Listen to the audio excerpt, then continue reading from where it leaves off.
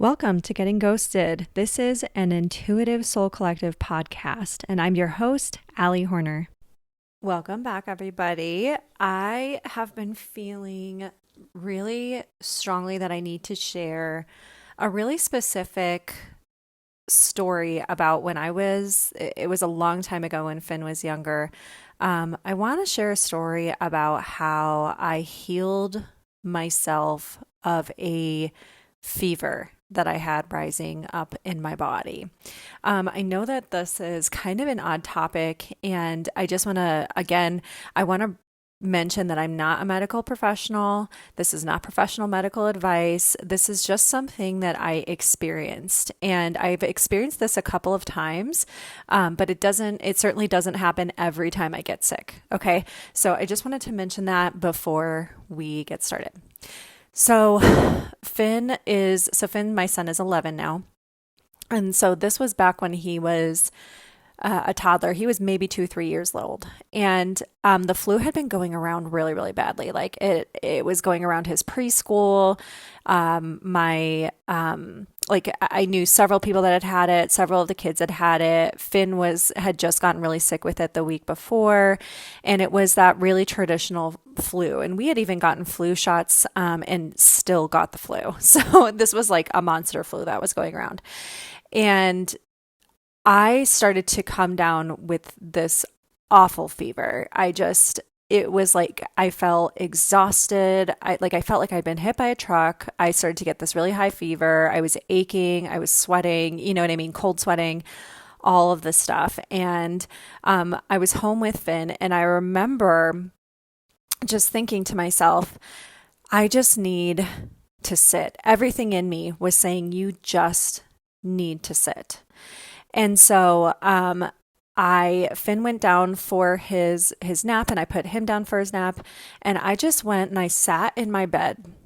And at that point in time, I had been channeling for a while, and I had been working a lot with my guide Grace, and I had been working a lot with a lot of guides and masters on the other side. I was really deep in that part of my journey, and I'd been working with the Marys a lot. I'd been doing a lot of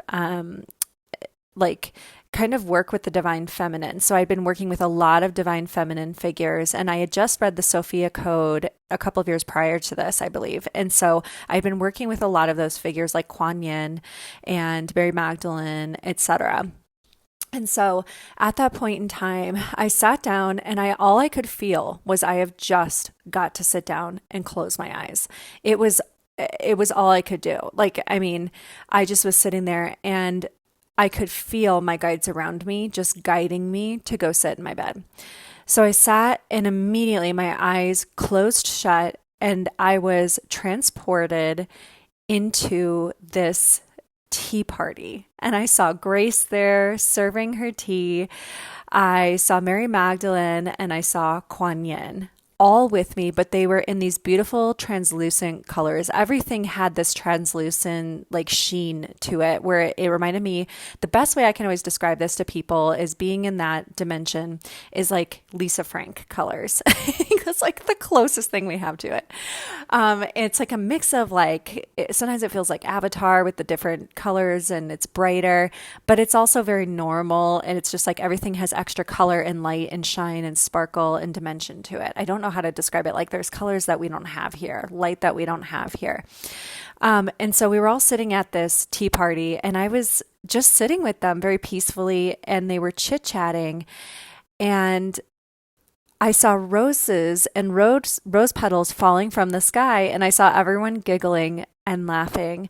And it was almost like it zoomed into this rose. Like I was seeing deep into the center of the rose, that spiral pattern, how that emanates through everything in our universe. There are so many ways where nature just naturally creates this spiral pattern. And so I was seeing that really, really strongly, but it was like I was washed over in this peaceful, loving feeling while I was sitting with them, just drinking tea and enjoying this peaceful, I don't know, it just felt like I was sitting with friends and family members. But there was just all of this love and just kindness and peacefulness. And all of a sudden, I saw all of these people start to come into the room, or into the space, I should say, because this was kind of like a flowy, dreamy space. I saw all of these beings start to step forward, and it was all of these people who had done wrong, like terrible, terrible things. And some of them I recognized and some of them I didn't recognize. And then there were all of the people that they had done the wrong to. And I don't know, I'm not going to pretend that I understand every little bit of why each thing happens. I can only tell you what happened, okay? So all of them stepped forward into the room, like this gigantic crowd, and it was just as far as the eye could see. And I could feel the deep peace and love and compassion that their spiritual soul selves all had for each other, that they had all come back to this loving understanding and wisdom, and almost there was this sense of deep love and reverence for each other and for the lifetimes that they had lived, in which they had done wrong or had wrong done to them. And I saw Kuan Yin step forward, and with Mary Magdalene, the best word I can find for this in our language is they blessed everyone and all of us with compassion. And I recognized this true sense of compassion as being deep in the heart, as being not, I wouldn't say not ignorant or neglectful of the wrong that had been done, but having deep wisdom and reverence for life itself. And all of a sudden, I felt my physical body felt this spasm inside of my diaphragm. It was like a snap second of pain, but then it just released, and my entire body had this massive, peaceful, blissful feeling radiate through it. And it's the best way I can describe it is like pure relief. Like when you've had so much relief, it is just like a blissgasm. Okay. And all of a sudden, I was aware that I didn't have a fever anymore. And I opened my eyes, and the room had this slight shimmer to it. And I just slowly got up out of bed. I had stopped sweating. I had no more pain in my body. I went and took my temperature. It had gone completely back down to 98. And I had not taken any Tylenol, any medication, anything, because I literally was so sick. All I wanted to do was like lay down earlier. Like I couldn't even get myself to like, it was all I could do to put my son down for his nap and like go and sit myself in bed. And so I had this awareness, and I went and checked on my son. I just was like, how long was I in that meditation? It felt like it was 5 minutes. He was still sleeping, and it had been about maybe an hour. And I thought to myself, well, surely I'm going to feel sick again tonight. Nope. I felt perfectly fine. So after that, I popped my son, after he woke up, I popped him into his stroller. We went for a walk, and I was a little, like I would say, I just wanted to move slowly. I wasn't like super tired, but it was more like I was utterly peaceful. I didn't feel like I wanted to rush anywhere. I didn't feel like I needed to be super nervous or careful, but I went for this nice walk. And we came back, and I felt this peace that I couldn't even explain. I always say it's like the peace that passeth all understanding that they describe. And it was beyond anything I had experienced before, like no joke. And after that, my fever never came back. My flu never came back. I felt completely fine. And I had this awareness of, oh my gosh, this was something that was like sitting in my psyche, in my body, that my guides were saying, hey, on a collective level, let's work on this, that I needed to address and needed to do. And my body was able to suddenly let go of this fever. It was wild. And so again, I've had this experience, but in a multitude of ways, where I've had, again, like I've had the urge to sit down, just to close my eyes. Like I couldn't even keep myself from going into meditation. And it's always, I will say this too, it's always at the right time. Like it's almost like the other side knows, like, you've got your toddler bopping around. We can't pull her into meditation right now. She needs to, watch her child, like whatever it is. So at this point in time, each time it's always happened at a convenient time for me. It's always happened at the right time in the right way, right when I needed it. And it doesn't happen every time I get sick. Sometimes I just get sick. And so, I mean, I have been sick since then, and I probably will be again. But I kept thinking to myself, it is wild. Like, I wish I knew more about how this was all working so that I could teach people what happened to me. And I've thought about it so many times because I don't consider myself any sort of healer, right? Like, I do energy work, but I don't consider myself any sort of healer. And at the same time, I was feeling this really strong nudge and a really strong pull from my guides to share with you guys how this happened and that it happened. And the one thing I'd say that I had in common every single time is, one, I was regularly meditating. And I felt to go into meditation and was pulled into meditation each time I was sick, that I was able to heal the fever or move whatever was going on with my body out of my body, like releasing a migraine at one point, releasing a sinus headache at another point. It's usually happened more so around fevers that I've been having though. And so each time I was drawn into meditation, and they've always pointed out to me, it's not just that you went into meditation each time, though that helped. It felt to me like there was almost like my body knew what to do. Like I needed to let go and surrender and let my body do what it needed to do. And that meant that I had to sit down, close my eyes, and kind of like move out of the way, if that makes sense. I really think so many people would be so much happier in life if they just move the F out of their own way. Like stop thinking about it and just move out of the way. And so that was one of the things that I noticed during it each time. The other thing was I always had some sort of transcendental experience where my guides came through, and it was more like I was a little bit in a shift into a different dimension. And in those dimensions, I was not seeing my own body. I was seeing them there clearly, but I could not see my own body. And I wasn't even paying attention to my physical body or my physical symptoms. It was more like I had been pulled into my spiritual essence, my spiritual self, my higher knowing. And I was communing with them. So I was in the world of that translucence. But there were one or two times where I was just kind of like floating in a translucent space. I could feel them around me. I heard them around me. I knew that they were there.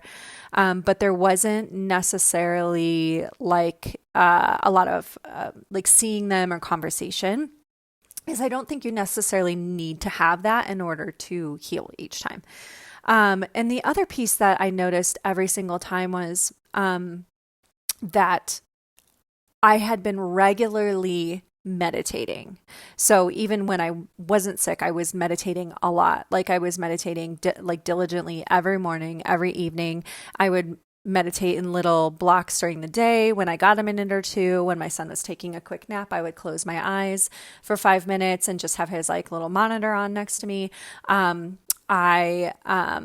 We would be going for a walk in the park, and if he fell asleep in his stroller, I would sit down with his stroller and just lean up against his stroller with the wheel locks on and everything, and find a little peaceful patch of grass, and I would sit and meditate there for a moment or two. And just usually with those ones, it wasn't super deep, just because I didn't want to like get drawn deeply into meditation when I'm supposed to be like, we're like out in public and I'm watching him. But I would just sit down and close my eyes and let my energy more so rinse when I was outside in public somewhere.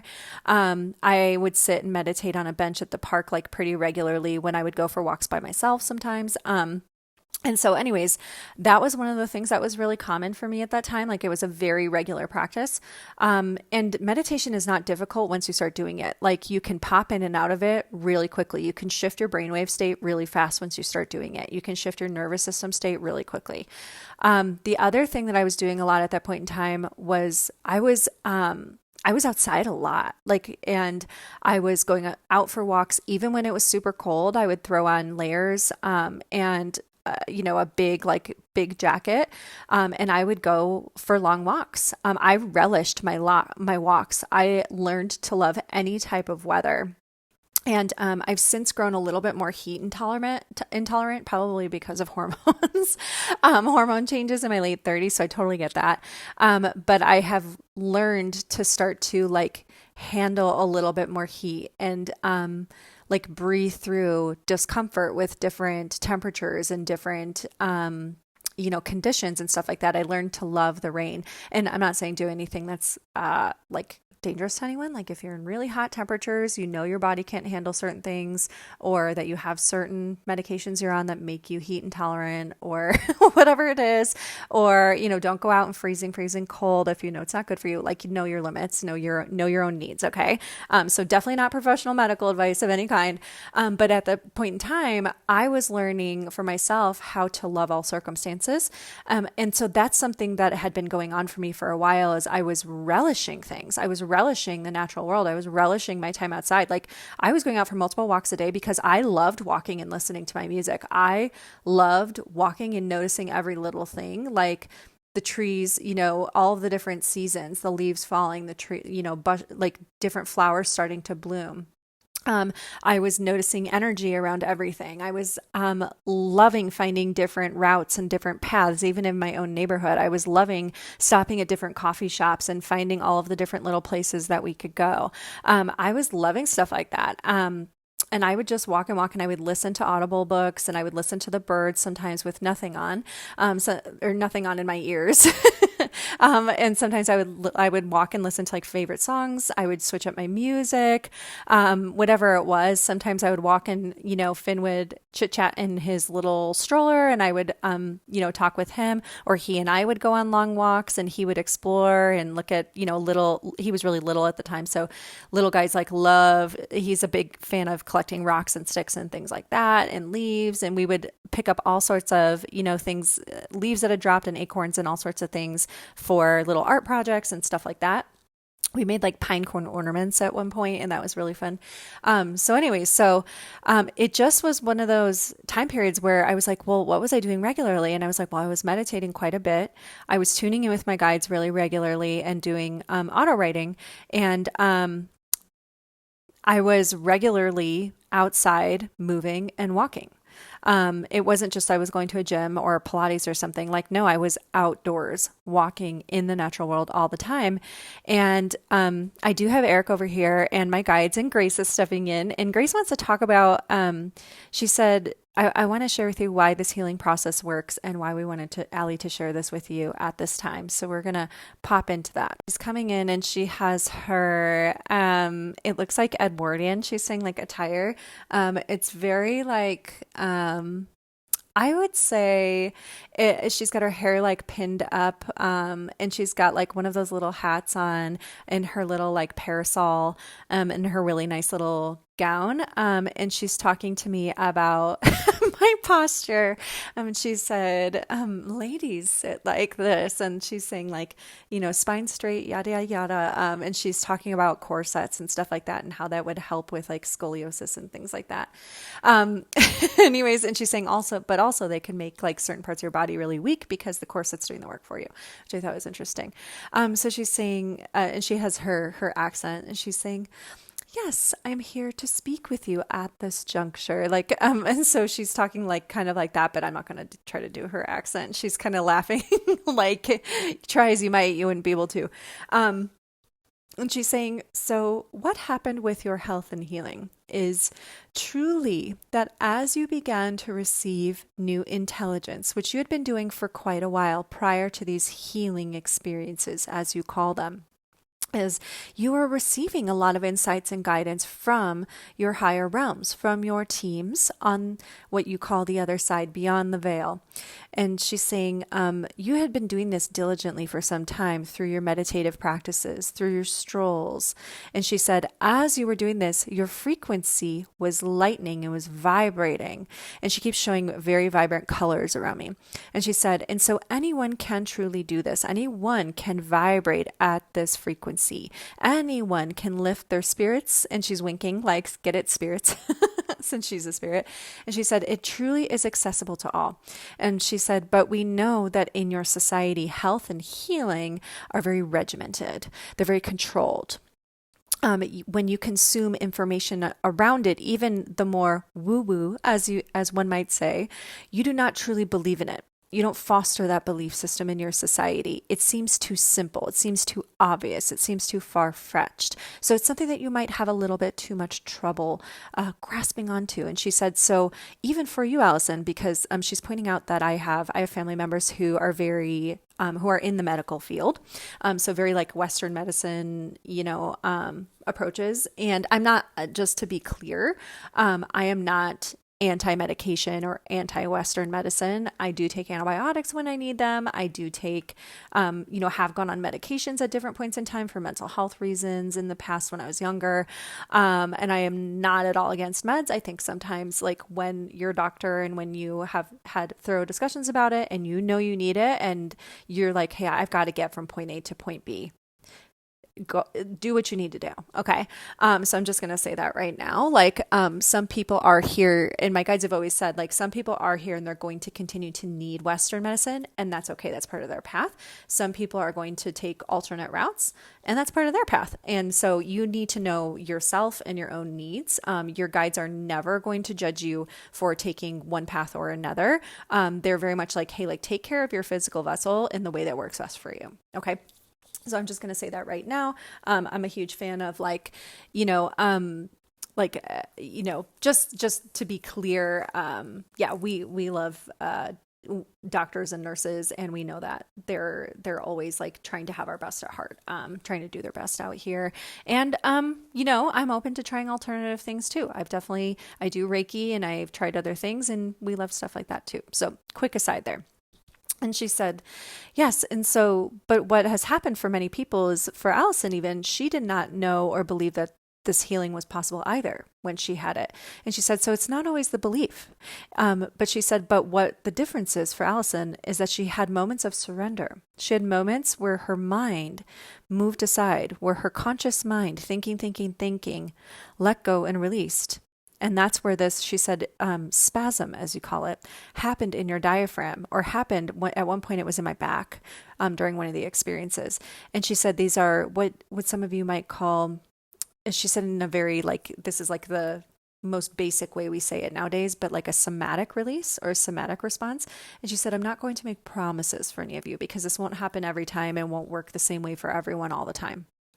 So she said, again, like, take your routes that you need to take. Take medication when you feel you need to. See a doctor when you feel you need to. But she said, there may be also, she said there's many ways to go about to get the same result. But she's just pointing out in these particular cases, this is what happened. And so she's saying, so what happened for you was you had a sudden release. And she said the energy that needed to work through your form was able to pull through and was able to work because you were in higher consciousness. You had been meditating regularly. You were used to letting your mind go, which allows your body to release its stress response, which allows your immune system to function better. And she said, there is more of an energetic approach to this. There is more of a quote unquote miraculous feel to this, only because humans don't understand how this works. So it feels like a miracle to those who don't see this done regularly. It seems odd. If you saw it all the time, it wouldn't feel like a miracle at all because it wouldn't feel strange. And she said, and that is where the beliefs come in.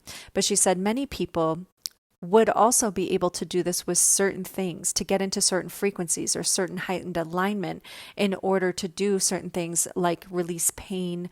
And she's showing spontaneous healing. She's even showing bones healing or resetting. And she said there are people who have done these things and they're not being outlandish. She said many more people have done it than are willing to share it and talk about it because they know they would be seen as crazy, that other people would say that they're lying.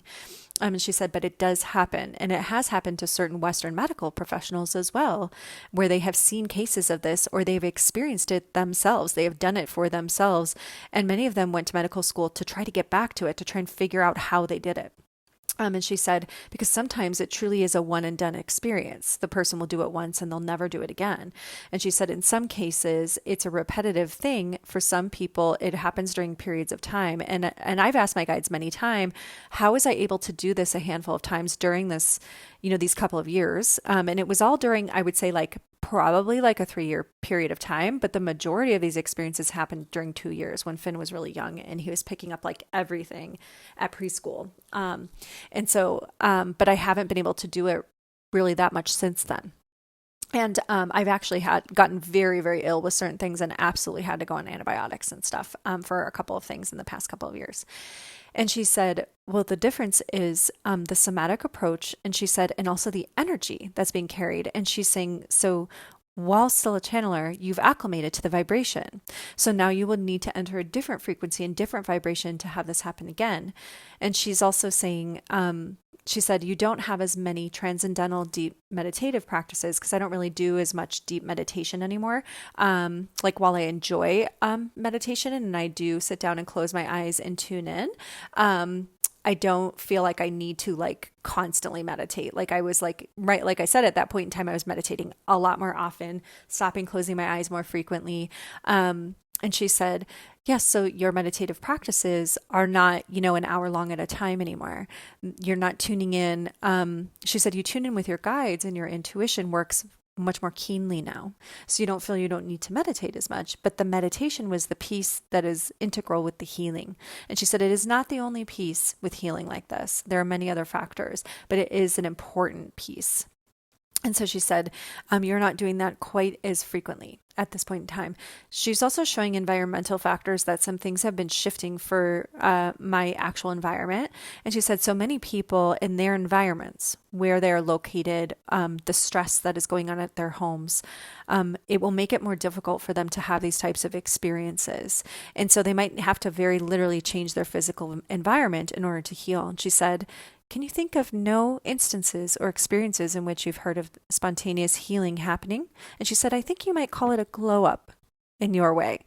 And I said, oh, I know what you're saying. And she said, yes, where someone leaves a really stressful home environment with parents, family, friends, a roommate situation, or a significant other, a spouse, they go through a divorce, and suddenly all of these health ailments that they had completely change and drop away.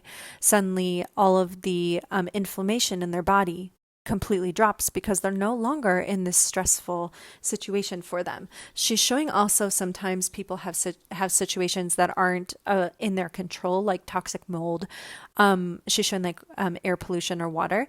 And she said, transcendental meditation, though, will help your body fight certain conditions. It will help your body handle certain psychological stressors better. And she said, so I'll just put that out there. And she said, but also it can be difficult to get into meditation when you have so many things going to distract the mind. So you must practice.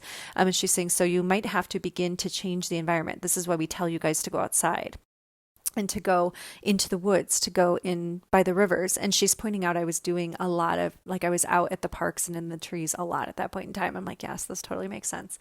And she's saying, and she said that open-mindedness and open-heartedness helps a lot. And she's also saying, also nature is incredibly healing. There are many studies that have come out about this. Trees are very, very healing. There are even studies that have come out about how forest bathing can be used to help fight cancer. And she said, yes, indeed. And she's saying, and so this also lends itself and lends a lot of power to that healing. And she said, again, we make no promises here. But she's showing just the different factors uniquely that can impact things. And she said, the healing arts is truly a very fascinating thing.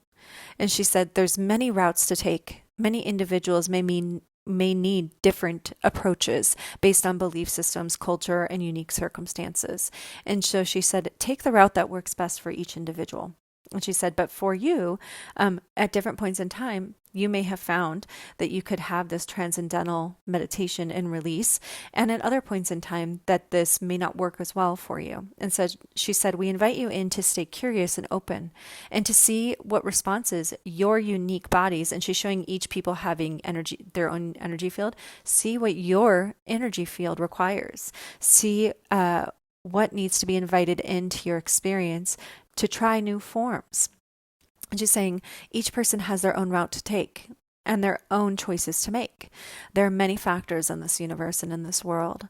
And she said, if you can, think about it with surprise and delight. I'm willing to be surprised today. I'm willing to be delighted by what I experienced today. I'm willing to just see.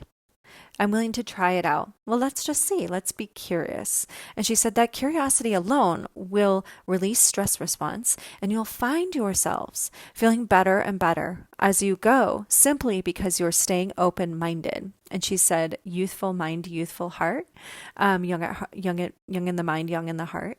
And she said, the two are very connected.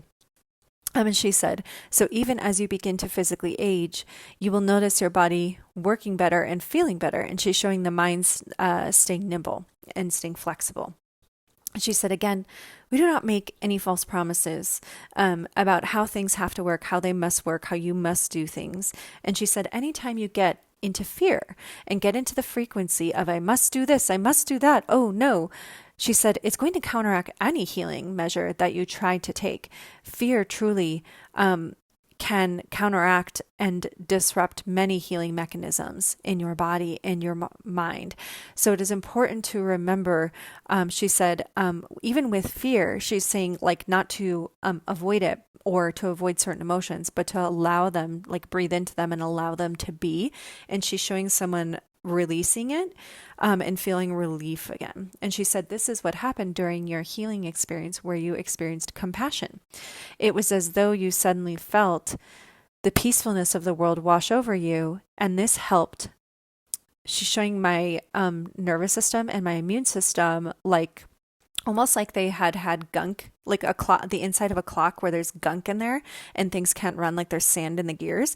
And she said all of a sudden, all of that like got cleared out and everything started like perfectly fitting and perfectly running. And it was like perfectly oiled machine, like do do do do. And she said, yes, exactly. Everything started to rock and roll. And she's winking at me because I use that phrase a lot, like, all right, let's rock and roll.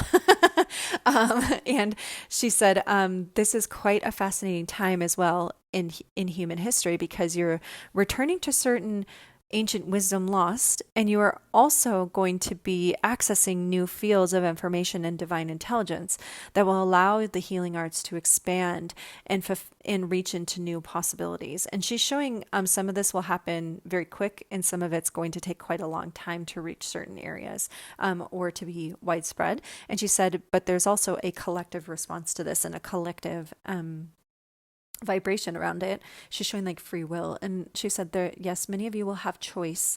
And so there are many choices to be made in how this information can be known and come out. And she said, but let's just say spirit is on your side and you have many of us here to help you. And that's why it is important that so many of you are accessing and channeling as such, because that helps to shift the consciousness and tip it toward more and more of this awakening that will help with the healing arts and the growth and prosperity, love, and peace on earth that you truly wish to receive.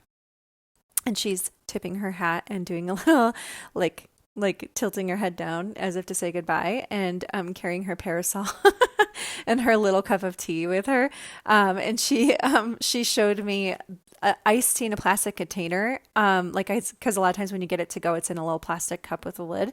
And she just went, ugh, and just tossed it aside. I was like, oh, Grace. And she's saying, everything in right timing, dear. Everything in right timing. So yeah. Okay. So Grace has bid us adieu. I hope that this was helpful and interesting for you guys. I'm curious. I want to hear, have you ever had any spontaneous healing, like things that you're like, no one would believe me except like Allie, because she talks about this stuff. The people who listen to her podcast would believe me. Is there anything you want to share? Are there stories you want to submit? Are there questions you want to ask? Keep in mind, I am not a medical professional. This is not professional medical advice. I'm not a medical professional. I'm not a mental health professional. I'm not a professional of anything, really. I'm just a channeler. I just bring through the experiences that I've had. I talk about things I've seen. And I bring through insight from the other side. Do with it what you will. That's your responsibility. This is just information, take what you want, leave the rest. And so I hope that it was helpful though, and I want to hear your stories. So if you want to share them or if you have questions, you're welcome to submit them. I can always see what the guides will bring through. There's a link in the show notes so you can submit stories, questions, curiosities, experiences, all sorts of things. I would love to hear it. And I hope that you guys enjoyed this episode of the podcast. Just a quick note as well. I am putting together all of the best guidance from my guides that has come through for you guys on TikTok lives and readings, in my videos, etc. And they are wanting me to run a little bit of I guess I should say like an experience or a course on alignment, stepping into alignment, allowing yourself to call in more and more of what you want, stepping into the truth of who you are so that you can live richer, more fulfilling life, so that you are feeling good when your head hits the pillow at night, so that you are waking up excited for the day ahead, no matter what that brings. They are wanting me to do a little series and a course on this material and on all of the great teachings that they have brought through for people that people are like, what did she say in that reading? What did she say on that live? I don't remember what the advice they gave. They're going to come through and teach it, and they're going to walk us through guided meditations, actual exercises, experiments. This is going beyond just listening to intuition, and it's going to help us with manifestation, alignment, and reaching into higher realms of prosperity. I hope that you will sign up for that. I'm creating a wait list right now for people that are interested. It's going to come out in the fall so that you're entering the new year feeling really, really, really good. And I hope that you will come and join us for this experience. I think it's going to be a lot of fun. My guides have been talking about it for like the last 6 months. So here we are, we're rocking and rolling. And I hope that you'll come and join us. I have a feeling, when I teach my courses, they're always channeled. Like I always bring my guides through to teach exactly what they need to teach right at the right time for the group of people that are in that course. Sometimes I'm even teaching Infinitely Wise Women, which is like my intuitive and mediumship development course right now. And I find sometimes that I have like a plan about what I want to teach for the day, and I'll sit down and kind of journal on it or draft it out ahead of time, and I kind of look weeks ahead.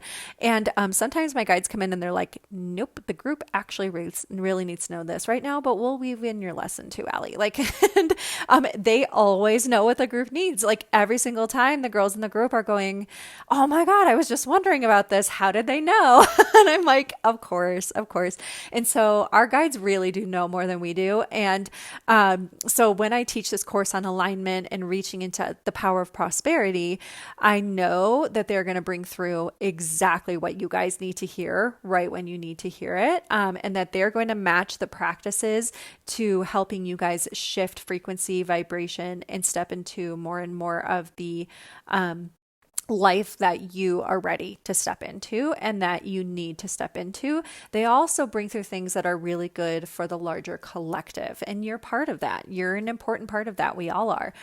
So they're going to help us with all sorts of things that'll be really, really beneficial in there. And like I said, they know exactly what we need right when we need it. And I've learned to trust them, and I hope that you guys will come and at least check it out, because I think it's going to be a lot of fun. Okay.